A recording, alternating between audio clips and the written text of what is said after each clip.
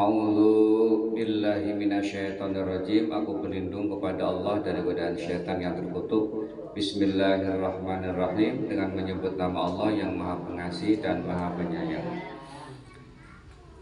Bismillahirrahmanirrahim. Innal muttaqina fi jannati wa uyun. Inna sesungguhnya al-muttaqina orang-orang yang bertakwa, di mana fi jannatin itu berada di dalam surga, wa uyun dan juga berada di dalam mata air, sumber air. Orang yang bertakwa digambarkan di sini berada dalam surga, di dalamnya itu fi jannat, di kebun-kebun, ya, kebun-kebun surga, dan mata air, mata-mata air yang mengatur atau mengalir di dalamnya. Ini gambaran sedikit tentang surga. Orang-orang yang bertakwa itu ittaqo yattaqi, ada beberapa istilah, ada orang mukmin, ada orang muslim, mukminun, muslimun, muttaqin. Jamaknya muttaqun. Di sini muttaqin pakai ya nun karena maksud. Orang yang bertakwa dari kata wako yaki wikoyatan, artinya menjaga. Ya, orang yang bertakwa artinya orang-orang yang menjaga, yang memelihara. Memelihara dari apa? Menjaga dari apa? Dari semua perbuatan-perbuatan yang mengarahkan kita, yang menjuruskan kita ke dalam neraka. Itu namanya takwa. Makanya sering orang kita dengar di dalam khutbah-khutbah, takwa adalah menjalankan perintahnya, ya, dan menjauhi larangannya. Ya betul, ya, simpelnya itu.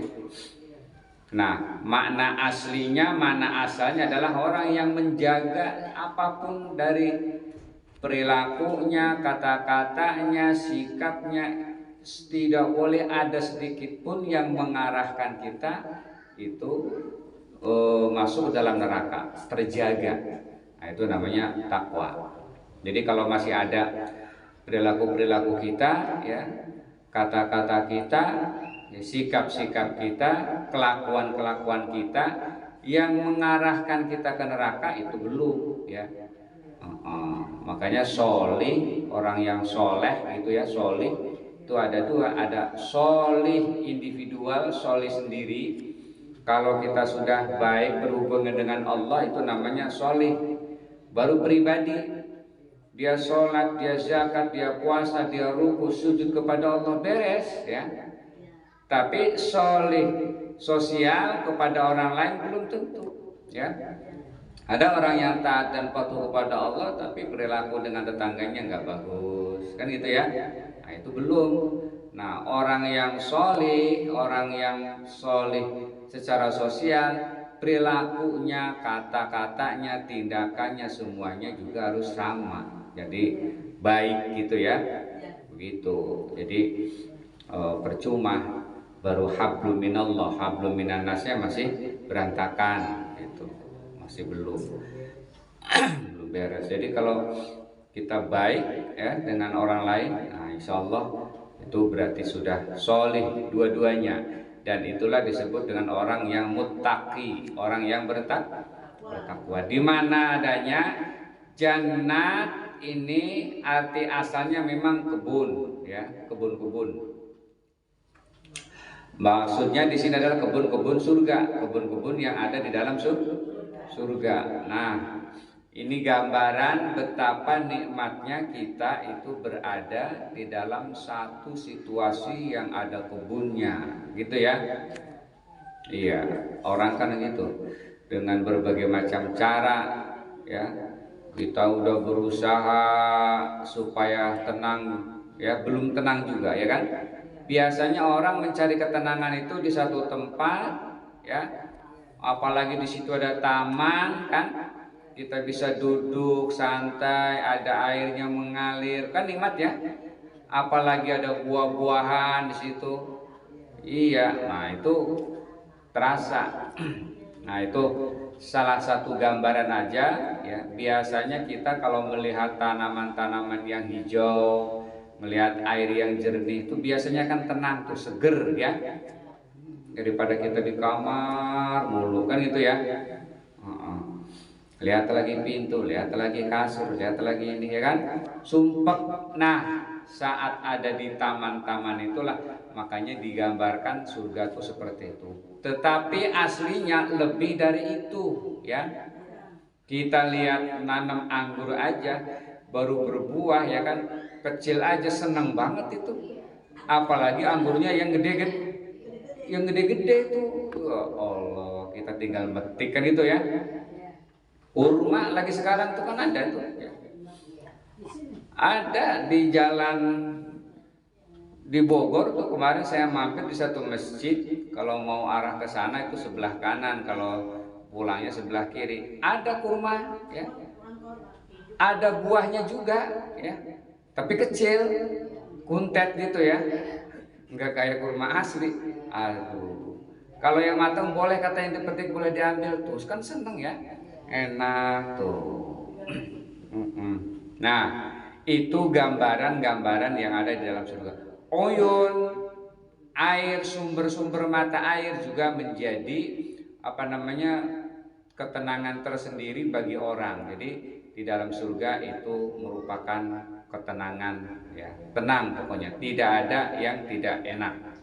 Itu gambaran sedikit, dan aslinya hakikatnya adalah lebih daripada itu. Mala ainun ra'at gitu ya, sudah digambarkan, wala udhunun sami'at wala khatarun ala qalbi basyarin. Surga itu adalah mala ainun ra'at, sesuatu yang belum pernah kelihatan oleh mata, ada di situ.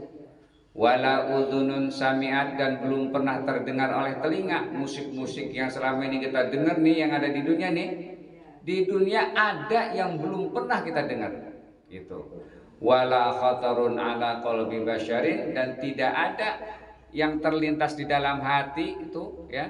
Ada semua yang nggak pernah terlintas sebelumnya di dunia ya, ada di situ terlintas, pengen ini pengen itu. Nah, itu gambaran surga. Udkhuluha bisalamin aminin. Udkhulu, masuklah ya, ha, ke dalam surga, bisalamin, dengan selamat, dengan sejahtera, aminin, dan aman. Nah, disuruh masuk dalam keadaan salam. Salam itu artinya dalam keadaan selamat, sejahtera, dan juga aman. Tidak ada yang mengganggu gitu ya. Dikatakan kepada mereka, kalau bahasa kitanya mah ada semacam welcome gitu ya, selamat datang gitu. Disambut, disuruh masuk tuh. Kita kalau mau masuk ke hotel ya, ke taman tuh, orangnya ramah kan, seneng banget tuh kita ya kan. Datang udah disambut, udah disiapin ini, silakan Pak gitu kan. Diantar ke resepsionis ya kan, dikasih tahu kamarnya, bawaannya ditentengin gitu kan. Enak tuh. Nah, kira-kira udkhuluha tuh begitu ya. Dan sambutannya lebih daripada apa yang selama ini kita rasakan di dunia ya. Walaupun memang kita masuk ke dalam rumah yang mewah ataupun hotel ya, tapi pelayanannya nggak bagus gitu ya. Orangnya cemberut-cemberut gitu ya, nggak ada yang nyengir lagi, itu juga kagak enak itu. Kita nandain aja ya kan. Apalagi masuk ke dalam hotel-hotel seperti itu, warung aja, orang nungguin warung, orangnya jutek ya, kita kan males itu. Kita udah nandain aja, wah besok jangan di sini lagi dah ya kan. Jutek orangnya ya kan. Orang menyengir, ngomongnya yang bagus, itu merupakan pelayanan itu ya, pelayanan yang bagus. Nah sama, jadi pelayanan prima ini tidak hanya untuk menarik perhatian orang ya, tidak hanya di dunia, tapi di surga pasti lebih kan gitu. Makanya para pekerja tuh PNS ya, pegawai-pegawai pemerintah itu ditatar dulu, ada namanya itu materi pelayanan prima. Pelayanan prima itu ya isinya itu bagaimana orang datang itu dalam keadaan betah, senyum, sapa, salam gitu ya. Nah, dilayani. Karena memang kita itu adalah sebenarnya itu pelayan ya. Pelayan masyarakat. Kalau kita datang ke kelurahan itu, kita nih dilayani gitu. Butuhnya apa, diarahkan ke sini, dikasih tahu kan gitu. Nah, sama. Terus dalam keadaan salam, sejahtera, aminin, aman, jelas di dalam surga itu sudah dalam keadaan aman, aman dari semuanya ya. Salam itu artinya sejahtera, pasrah ya, berada di situ ya, tidak ada satupun yang bisa mengganggu, termasuk juga dalam keadaan aman. Kalau kita ya masuk ke dalam hotel sekarang misalnya nih, kemana tempat hotel, kita itu kan masih belum aman, belum ada kesejahteraan, masih mikirin ya kan, bayarnya berapa gitu kan, nanti pesan makanannya apa, masih baik dipikirin tuh ya. Duit ada segini, pokoknya banyak yang dipikirin dah ya. Kalau di dunia seenak-enaknya kita menuju satu tempat itu pasti ada yang dipikirin lainnya itu ya, belum aman ya, belum aman. Tapi kalau di surga udah aman, tempat sendiri, nikmati semuanya sendiri tanpa batas kapanpun tuh, aminin, dalam keadaan aman. Kalau kita setiap hari itu kan ada orang itu nggak aman, dan memang begitu. Setiap manusia membuka mata itu pasti punya kadar keamanan tersendiri. Nih kita nih melek mata nih, itu belum aman. Ketika kita misalnya ada yang berangkat dengan motor ke jalan raya, ya kan? Perlu nggak itu? Perlu aman. Nah, beda orang yang duduk di rumah dengan orang yang keluar mengendarai motor. Tingkat keamanannya lebih besaran di rumah, itu kan? Nah, yang membawa motor itu harus ada waspada. Karena tingkat keamanan di jalan, gitu kan? Termasuk naik pesawat, baik pesawat udara ataupun laut, sama ada tingkat keamanannya hilang itu. Ada dijamin. Kita serahin semua sama supir kalau naik angkot. Kalau kita naik pesawat, kita serahkan tingkat keamanannya itu kepada siapa? Kepada ya maksudnya Allah, semuanya kita serahkan ke sana. Tapi secara lahir itu seolah-olah kita tergantung pilot gitu ya, yang nyupir gitu kan. Kita berserah aja kan. Pokoknya saya serahkan sepenuhnya nih yang mengendarai ini kan, dan saya tawakal sepenuhnya hanya kepada Allah. Dan secara lahir kita serahkan, kita nggak usah pakai tahu duduknya di mana, nih pakai bensin apa enggak gitu kan, kan nggak perlu kita. Yang penting kita berdoa kepada Allah. Bismillah tawakkaltu 'alallah la haula wala quwata illa billah. Kita di situ cuma doa aja udah kan. Nah, itu tingkat keselamatan itu berbeda-beda. Ada orang di rumah, tapi rumahnya di pinggir jalan kan. Ujung-ujungnya tertung nyeruduk rumahnya, mati juga kan. Nah, di tingkat keamanan itu kita di dunia ini semuanya itu berkurang ya, beda-beda. Nah, kalau di surga mak full, nggak ada karena apa-apa, nggak ada. Jadi semuanya tingkat itu, maksud aminin. Wa naza'na ma fi sudurihim min dhillin ikhwanan ala sururin mutaqabilin.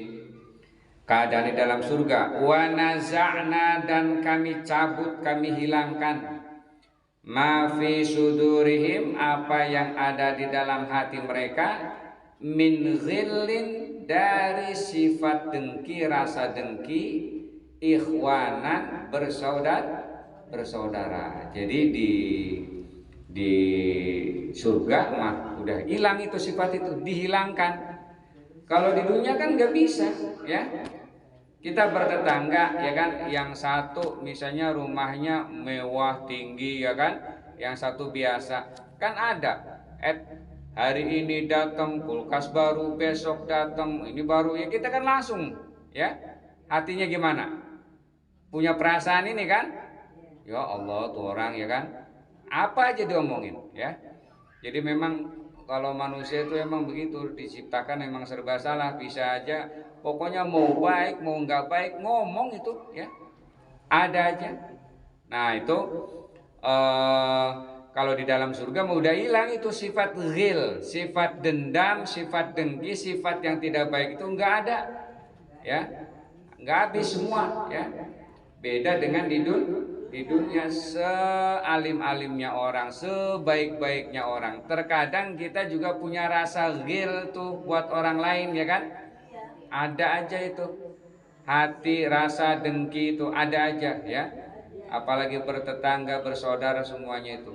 Nah di surga tanpa ada itu, bebas. Wa naza'na, kami copot. Naza'a itu copot, di situ copot yang tidak mungkin balik lagi. Sama dengan orang yang mau bertobat, salah syaratnya adalah mencabut semua kebiasaan-kebiasaan buruknya itu. Itu artinya tidak balik lagi, ya. Nah, itu salah satu persyaratan orang yang bertobat adalah naz'u, an-naz'u, melepas, mencabut semua kebiasaan-kebiasaan buruk. Kalau memang dia minum, berhenti total dari minum, gitu ya. Kalau memang dia misalnya tukang mabuk, tukang beler, berhenti total, itu namanya naza, nggak balik lagi, ya. Bukan kadang-kadang, ya. Nah, sama.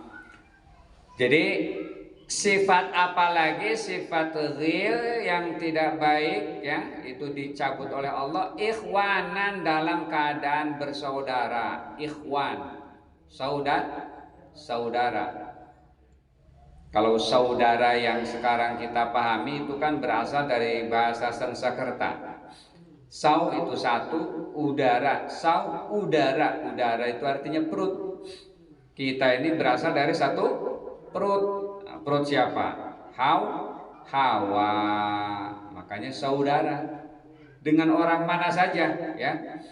Iya, kalau ada orang yang merasa bukan dari perut, ya berarti monyet, kan gitu, ya. Iya, kayak Charles Darwin katanya manusia berasal dari kera, ya. Nah, kalau kita mana perut, semuanya dari satu rahim Sayyidatuna Hawa, begitu. Makanya istilah saudara, saudara-saudara yang saya hormati itu, saudara tuh itu artinya. Beda dengan misalnya silaturahim atau ukhuwah Islamiyah, ya. Kalau ukhuwah Islamiyah masih satu akidah dengan kita, Muslim, ya. Dimanapun itu adalah saudara Islam, seislam.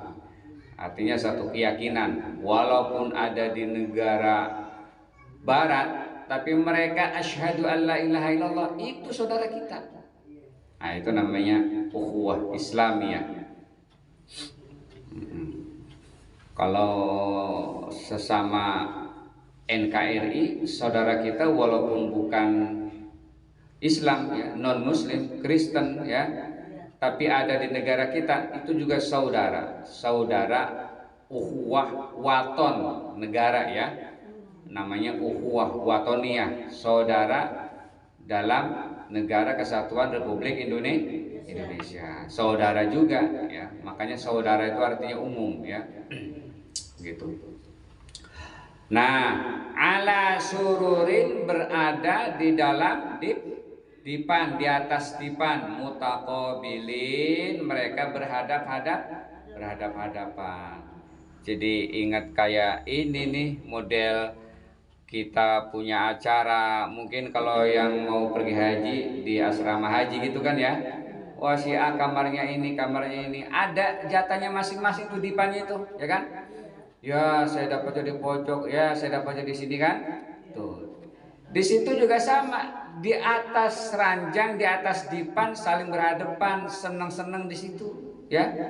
Nah, jadi dan nggak ada rasa iri, ya. Enggak, oh di dunia kan gitu ya. Di situ kan dekat kuburan katanya ya kan. Ada yang di pojok, saya maunya mah di depan kan gitu macam-macam, ya. Kalau di surga mah sama, ya. Tidak ada rasa dengki. Gua mau di belakang deh kan, gua gedeg dah tuh. Kan udah hilang itu, min ghillinnya hilang, ya. Dengkinya, rasa-rasa itu tuh udah nggak ada lagi. Itu. Kadang ujung-ujungnya tuker-tukeran ya kan, karena lu tetangga sama ini kan gitu ya, lu tukeran juga katanya, tukeran dah biar gua enak ngobrolnya katanya karena ini deketan tuh ya, begitu. Artinya apa?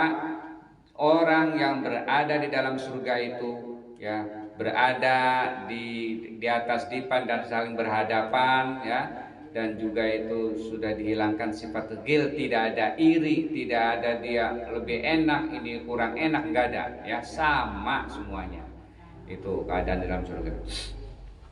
La yamassuhum fiha nasabun wa ma hum minha bimukhrajin. La yamassuhum, tidak menimpa kepada mereka, fiha di dalamnya, dalam surga itu, nasobun, kelelahan, ya.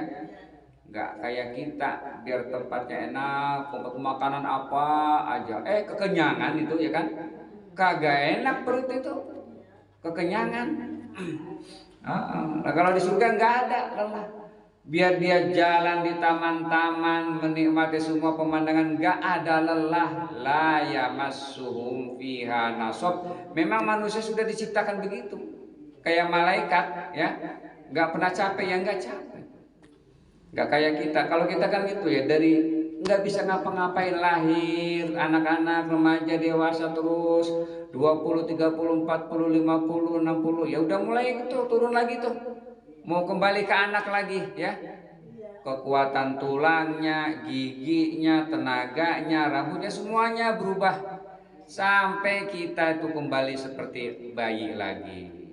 Wa man nu'ammirhu nunakkishu fil khalqi, dan barang siapa yang kami panjangkan umurnya, nunakkishu, kami balik, fil khalqi, ciptaannya persis seperti dulu baru lahir, ya kan, nggak bisa ngapa-ngapain tuh. Nah itulah di dunia memang begitu ya. Kalau di akhirat tidak ada capek dan badannya juga nggak ada perubahan, rata antara 25 sampai 30 tahun ya, rata. Nah, jadi tidak ada lagi perubahan-perubahan segala macam, apa namanya, capek, kentut, keringat apa gitu kagak ada ya, penyakit kagak ada, udah semua ya, bersih dan terus-terusan, khalidina, ya, kekal selama-lamanya di situ ya. Wa ma hum minha bimukhrajin, dan juga mereka itu tidak dikeluarkan, ya. Kalau sudah ada di dalam surga itu insya Allah aman, ya. Kalau kita berada dalam hotel yang katanya enak, itu belum aman, ya. Bisa jadi dicari-cari polisi, ya. Nah, macam-macam. Kalau di surga mah udah aman. Makanya yang belum aman itu saat dihisab tuh, ya. Aman. Satu langkah lagi dia mau masuk ke dalam surga, ada orang yang minta tanggung jawab, pernah dicaci, pernah dizalimi, belum aman dah tuh, ya. Tapi kalau sudah masuk itu sudah susah. Wa ma hum minha bimukhrajin, tidak bisa dikeluarkan. Jadi beda ya. Jadi prosesnya memang itu sejak di dunia ya, sejak di dunia. Sejak pertama kali kita lahir itu kita sudah menuju kematian itu. Nih hari ini lahir seorang bayi, itu sudah mulai hitung jam. Umurnya sudah ditentukan 80 tahun, udah mulai dia itu ngitung, ya kan? Menit, detik, menit, jam, minggu, apa hari, minggu, bulan, tahun, terus jalan menuju kematian semua. Ya, memang prosesnya begitu menuju kematian. Nah, cuma kita nggak berasa, oh panjang umur ya kan? Nah, padahal kita sedang menuju ke sana. Ibarat gerbong kereta, orang mau naik kereta itu kan. Ada orang naiknya dari stasiun, dari awal dia udah naik, kagak turun-turun dia. Ada turun stasiun lagi, ada orang naik, gak lama dia turun ya kan? Gak lama dia turun. Sama kehidupan ini gerbong juga, ya. Di gerbong kita ini sedang berada di gerbong nih, ya. Ada mungkin dia udah nyampe alamatnya ya kan? Udah stasiun ini siapa yang mau turun, habis satu gitu, ya. Gerbong kehidupan nih. Nah, ada dari ujung ke ujung dia naik sampai habis orang baru dia turun ya kan? Berarti dia panjang umurnya itu kan gitu. Ada orang cuma satu stasiun doang, ya. Ada yang baru naik. Itu sama. Jadi kita ini sebenarnya lagi tunggu aja kita ini stasiun mana nih, ya. Alamatnya kan gitu ya. Rahasia Allah. Baru nanti kita turun. Nah, jadilah kita orang yang berada di dalam gerbong di dunia ini adalah orang yang apabila tidak ada dicari-cari orang. Ya kan, kesannya baik gitu ya. Jadi di gerbongnya itu kita jadi orang baik ya kan. Apa aja saling membantu, ya saling menolong. Giliran turun kita kehilangan nggak? Kehilangan itu kan ya. Dia baik banget itu kan. Udah turun aja tuh. Karena dia orang baik. Kita di dunia kan begitu sama ya. Kalau di dunia ini kita ini baik, begitu kehilangan itu orang pada mencari. Jadi meninggalkan kesan baik kan gitu. Ada juga orang yang di dalam gerbong itu kita gede banget, orang kapan turunnya sini kan gitu. Iya, disumpahin mulu ya. Alhamdulillah dia udah turun dah, ya kan? Kita tenangan dikit dah tuh. Ada di dunia juga orang-orang disumpahin mulu, ya kan? Dia orang kapan matinya sih, kan gitu. Iya. Nah, kita juga di dalam dunia tuh begitu. Ada orang yang memang kita tidak diharapkan kehadirannya, ada yang memang kita diharapkan kehadirannya. Penumpang terbaik adalah mereka yang kehadirannya itu dinantikan orang, yang apabila dia kepergiannya itu dirindukan orang. Jadi kesan baik buat orang lain. Tuh wa ma hum minha bimukhrajin. Lanjut 49, Nabbi ibadi anni anal ghafurur rahim. Nabbi, ya, kabarkan, ceritakan, beritakan ibadi kepada hambaku, kata Allah ya. Ceritakan, kabarkan kepada hambaku anni, bahwasanya aku, kata Allah, anal ghafur, akulah yang maha pengampun, ar-rahim, dan maha penyayang. Itu ya, suruh bilangin bahwa Allah itu, kata Allah, aku ya, anak. Ini kalimatnya juga memakai kalimat yang penguat, anni, sesungguhnya aku. Gak cukup ditambah anak, aku. Nah, ini menunjukkan ini adalah takkid, penguat. Ada orang kan ya maunya diperkuat, kalau nggak diperkuat dia masih belum yakin aja, ya kan? Iya. Si kemarin dia ini ya udah datang ya, udah, yang bener, udah kan itu ya, mesti diulang itu baru dia percaya. Nah itu namanya takkid. Nih juga Allah kepada hambanya begitu, menunjukkan bahwa hambanya ini kadang-kadang dia masih ragu, nggak yakin, makanya pakai kalimat anni ditambah anak. Ceritakan kepada hamba-hambaku bahwa saya ini adalah Al-Ghafur, maha pengampun dan maha penyayang.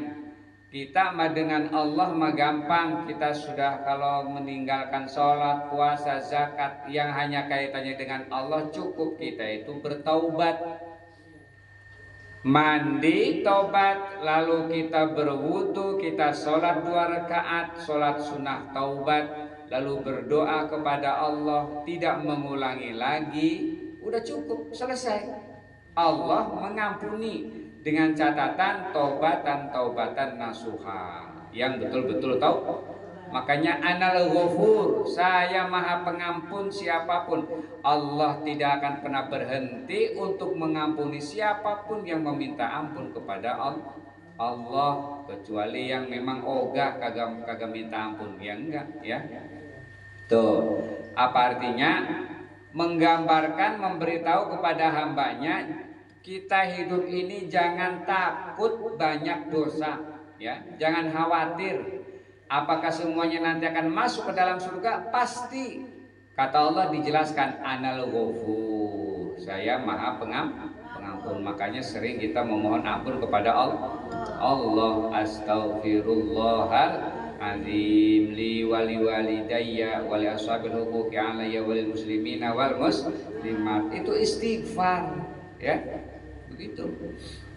Kalau kita ngumpul tahlilan kan dibaca itu, beristighfar. Kalau kita nggak hadir dalam majelis-majelis itu, majelis-majelis tahlil, majelis-majelis zikir, lah kita kapan mau baca, ya? Kumpul-kumpul itu katanya dikata bid'ah. Lah memangnya dibaca bagus kok, ya. Yang nggak biasa hafalin Yasin di situ dia baca Yasin, ya. Yang nggak biasa baca tahlil la ilaha illallah di situ ngumpul baca la ilaha illallah, kan bagus itu, ya. Jadi jangan kita fokus namanya tahlil, maulid, halal bihalal, muharraman, rojaban, gitu kan, ya. Udah betar-betar bid'ah aja, bukan itunya, isinya apa, ya.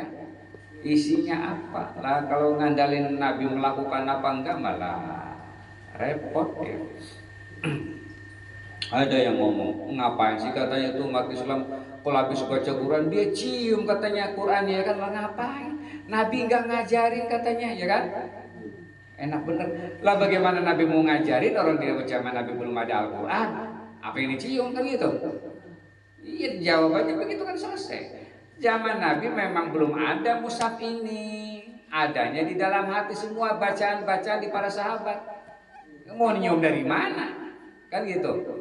Kalau mau dijawab, ya, karena begitu, ya, di apaan katanya umat Islam habis baca Quran, dia cium, tadi, ya kan? Nah, apa? Tidak ada dari nabinya katanya. Orang Nabi kagak ngaji pakai segala dicium, tuh. Aneh kadang-kadang orang. Padahal kalau dibalikkan pertanyaannya, iya zaman itu belum ada Al-Quran, kan itu. Mikir aja, ya. Iya, kalau dia mikir kan begitulah. Iya, ya. Karena Nabi mah belum ada ini Al-Quran, tulisan-tulisan begini belum ada. Adanya di dalam hati sahabat, sekian hafal, bahkan di perang terakhir itu yang mau dibukukan karena sekitar berapa puluh sahabat wafat jadi syuhada. Nah, dikhawatirkan ini pada hilangnya Al-Quran ini, ya kan? Pada mati syahid.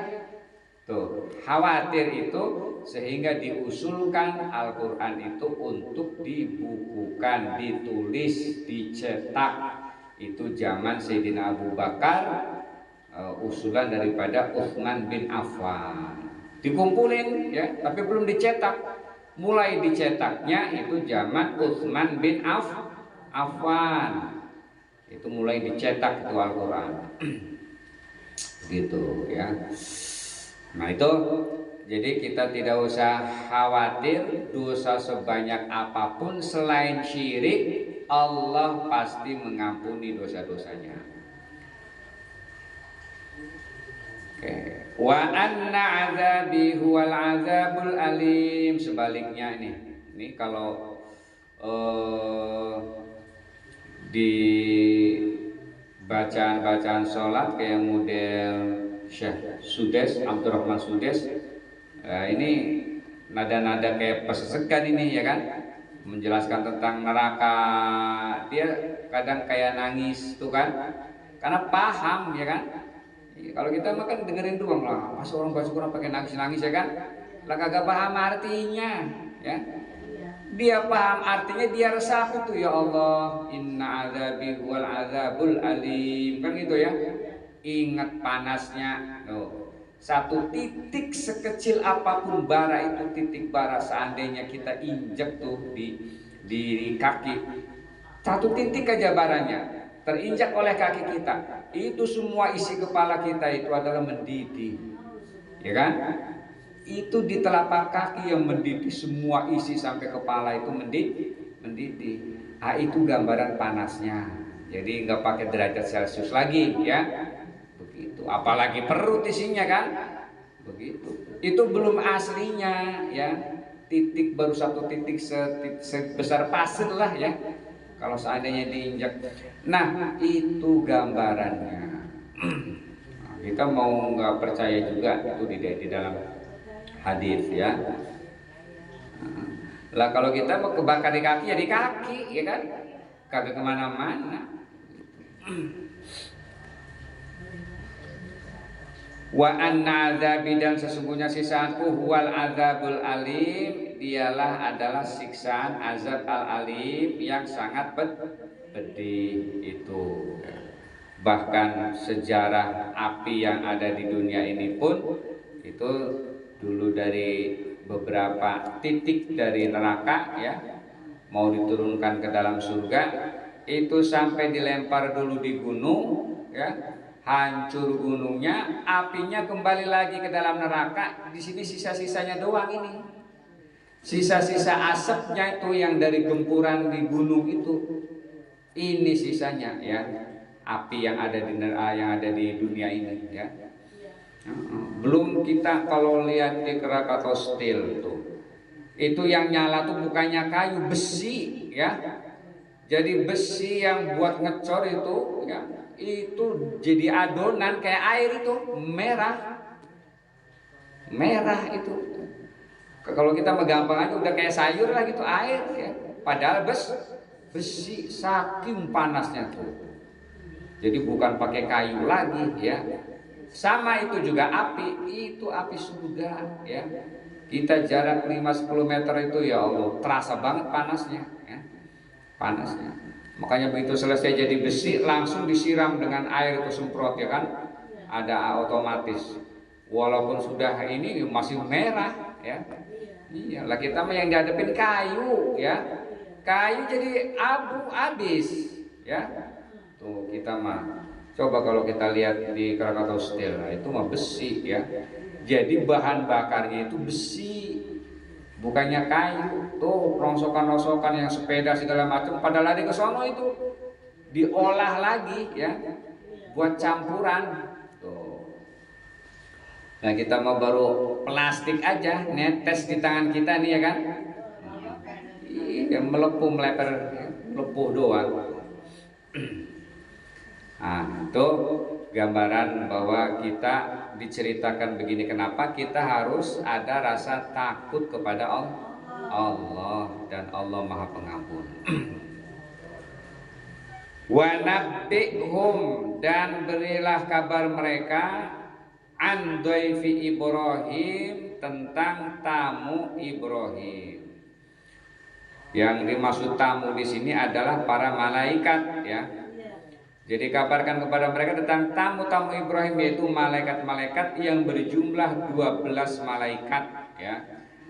Atau bahkan dalam keterangan lain 10 malaikat. Ada lagi yang mengatakan 3 malaikat, yang salah satunya adalah mereka malaikat Jibril saat mau menghancurkan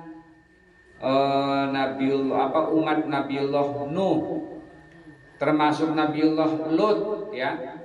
Mampir dia punya tujuan mau menghancurkan umat Nabi yang zalim, umatnya ya, yang kafir. Dia datang mampir kepada Nabi Ibrahim. Iseng aja nih malaikat ya kan, kedatangan tamu. Nah, kalau kita tamu manusia lah, dia tamunya malaikat ya. Makanya Ketika dia mau dicabut nyawanya pun begitu, datang malaikat ya kan. Datang, assalamualaikum, waalaikumsalam, man anta kalau bahasa ininya. Dijawab malakul maut gitu kan. Lalu siapa? Kata Nabi Ibrahim, lah saya malaikat maut gitu kan. Madza turid, lu mau ngapain kalau bahasa kitanya. Ini malaikat maut yang datang ya kan. Nah pasti ini kan gitu. Apa kata malaikat? Aqbidu ruhak, saya mau mencabut ruhmu. Aqbidu ruhak, kan itu ya. Apa kata Nabi Ibrahim? Ya. Apakah sudah ada izin? Kan gitu ya. Apakah sudah ada izin? Ya. Kalau bahasa kitanya, apakah dia kan termasuk Khalilullah ya kan? Apakah dia senang sudah ada izin dari Allah Khalil kan? Mencabut nyawa kekasihnya. Hal bahasa Arabnya apa lupa saya. Bahasa terjemahnya begini. Apakah senang dia seorang kekasihnya dicabut nyawanya? Kan gitu ya. Kalau bahasa kitanya, lah emang Allah senang kekasihnya dicabut? Kan gitu ya. Apa kata malaikat maut? Jawabannya cakep juga dia. Apakah tidak senang? Apakah tidak senang seorang kekasih dipertemukan dengan kekasihnya? Nah, ya kan? Oh, emang nggak senang kalau tidak mau dipertemukan dengan kekasihnya? Karena dia kekasihnya adalah Allah. Akhirnya apa? Ya udah, emang nggak mau dipertemukan dengan kekasihnya. Nah, dipertemukan dengan kekasihnya, caranya ya dicabut nyawanya tuh. Lah, dia mah dialog, ya. Ya kalau sama kita, lah kagak bakalan dialog gitu ya kan? Lagi ngapain nih? Udah cabut aja kan gitu. Ya, dia mah bisa itu malaikat Nabi Ibrahim tuh tamunya. Nah termasuk ini ya, saat mau menghancurkan Nabiullah Lut umatnya nih, ya Nabiullah Lut istrinya yang menentang termasuk umatnya di situ. Habis dalam satu tempat diangkat buminya, bangunannya dikocok sampai dia mati ya. Nah sebelumnya dia datang kepada Nabi Ibrahim. Tapi juga malaikat bukan nggak ada tujuan ya, mampir pasti ada tujuan ya. Itu nggak kayak kita iseng bete dikit main gitu kan ya. Bete dikit ya kan main ke rumah temen cari tuh ya. Nah, malaikat ada tujuan. Apa tujuannya? Nabbihum an dayfi Ibrahim iddakhalu alaihi faqalu salama qala inna minkum wajilun. Iddakhalu, ketika mereka masuk nih tamu malaikat ya, alaihi, atasnya atau ke dalam rumahnya, ke tempat Nabi Ibrahim, maksudnya faqalu, mereka berkata, mengucapkan salam. Dia mengatakan salam. Mungkin kalau sekarang assalamualaikum. Kalau dulu zaman Nabi Ibrahim mungkin beda ya. Makanya tuh yang di Az-Zaitun ada salam Yahudi, salom, ya kan? Salom alaihum, ya kan, nggak tahu dah tuh, ya. Ya mungkin dulu begitu, ya. Ya ini juga salaman di sini adalah yang mungkin tidak seperti yang sekarang, ya. Nah, beda, tapi ucapan salam, ya. Mereka mengucapkan salam kepada Nabi Ibrahim. Tuh makanya. Jadi kadang-kadang kita kan menaruh anak di pesantren asal-asal aja, tenar, taruh gitu kan ya, yang nggak tahu di dalamnya begitu ya. Ya Allah, udah macam-macam katanya, masa perempuan aja sholat bareng dengan laki-laki nyampur ya kan. Iya, nanti katanya nanti khotib Jumat juga katanya mau disantriwati kan gitu yang khutbah. Nah kan sudah mulai ngaco ya. Jadi harus tahu, jangan dia tenor noh ya kan.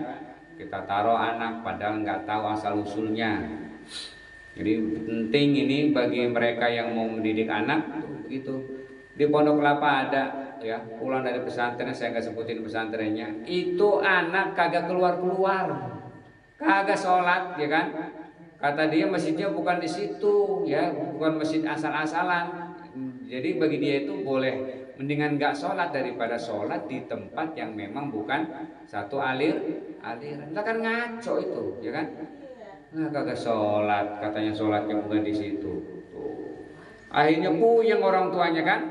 Nanya dah lah, habis gimana? Emang tahu itu pesantren sejarahnya di mana?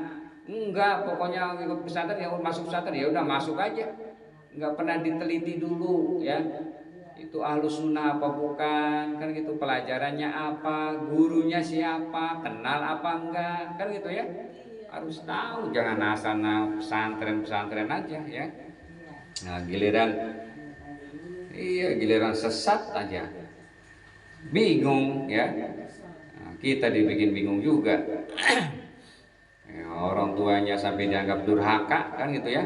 Alhamdulillah, orang tuanya dianggap salah, dianggap durhaka ya. Itu sampai mendurhakakan orang tua. Nah, itu. Jadi mereka menjawab salam. Qala Ibrahim berkata, inna minkum, sesungguhnya kami, minkum dari kalian semua kepadamu itu wajilun, khawatir atau rasa takut. Dia kaget, kirain siapa, gue mau udah takut ya kan. Ada assalamualaikum, mungkin beda ya, beda fisiknya dengan kita. Ternyata itu malaikat.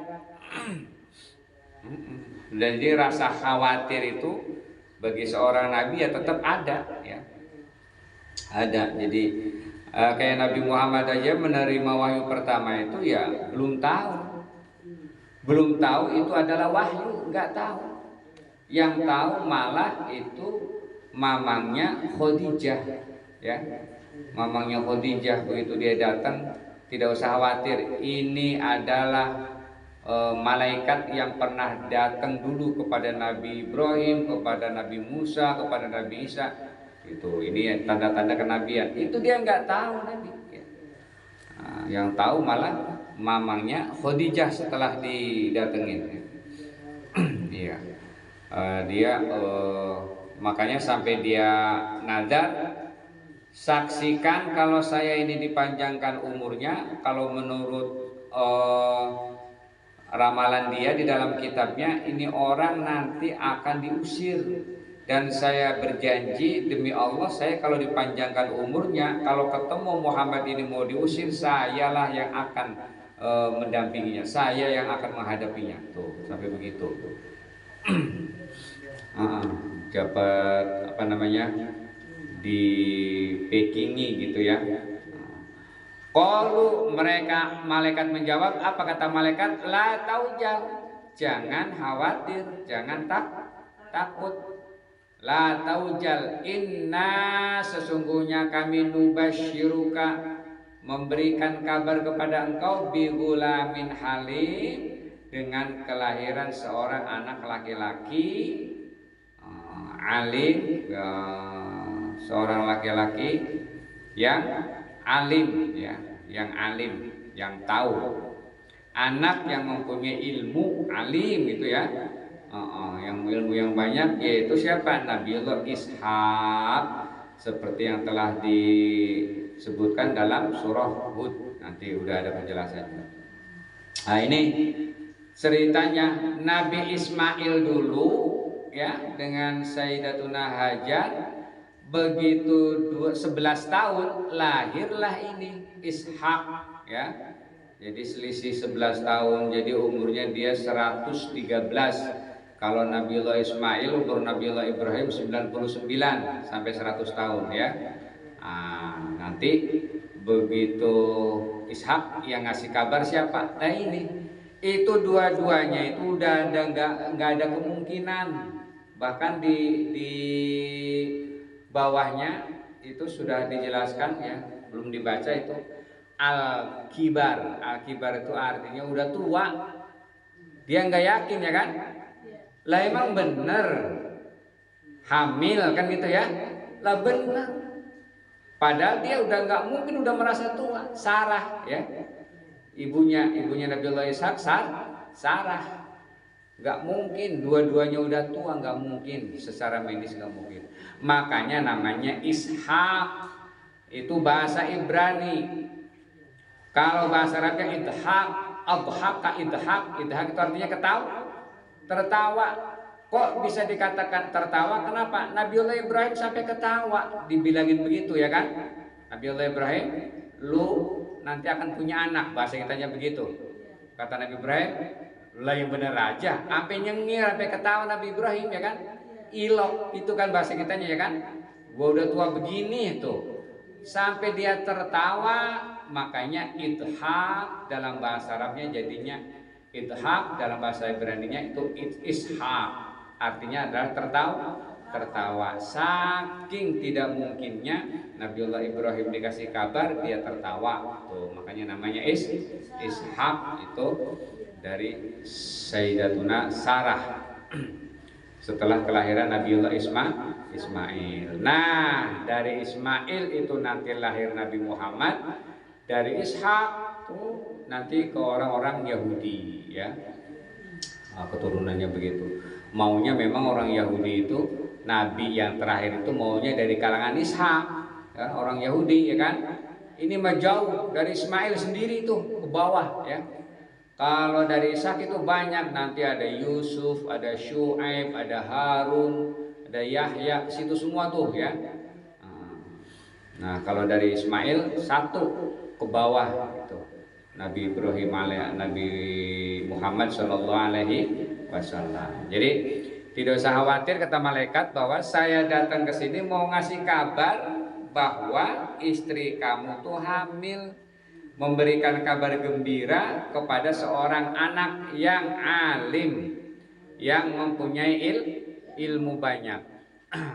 Bihulamin alim. Kalau Nabi Ibrahim bihulamin halim ya.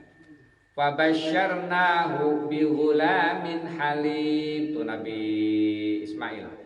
Fabasyarnahu, kami berikan kabar Nabiullah Ibrahim bihulamin halim, dengan seorang anak yang baik, yang halim. Kalau Nabiullah Ishak ini bihulamin alim ya, seorang anak yang alim, yang banyak ilmu. Enak dia dikasih tahu kan. Nah kalau kita dia mudah bergaul sama malaikat, udah biasa. Nah kita manusia tinggal berdoa saja kepada Allah. Artinya Allah mah nih kalau mau mengabulkan doa mah gampang ya, gampang, gak masalah bagi Allah mah.